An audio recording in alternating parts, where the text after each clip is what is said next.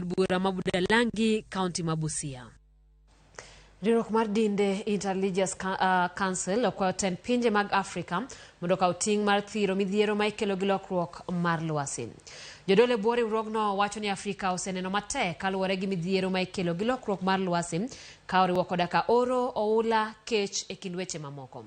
Reverend Joseph Mwite ma en jakom riwruogno wacho ni nyaka tend pinje Afrika ochak kelo yore majiwo rito alwora kod duoko chien chido mar lwasi. As religious leaders, we are deeply concerned about the crisis caused by the climate change on our continent and their adverse effect on our communities.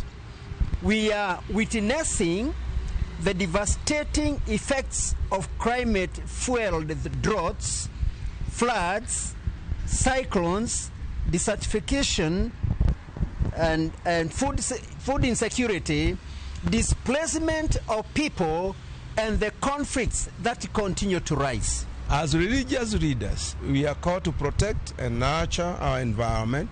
Thus, we call for the rejection of the promotion of carbon markets that are not responsible and not serve the climate justice imperatives for Africa. In as much as we would want everybody to commit to securing our environment and our earth, let's also look at who is contributing much and also tell them that, you know, without fear, that you need to do something so that we can together walk this path.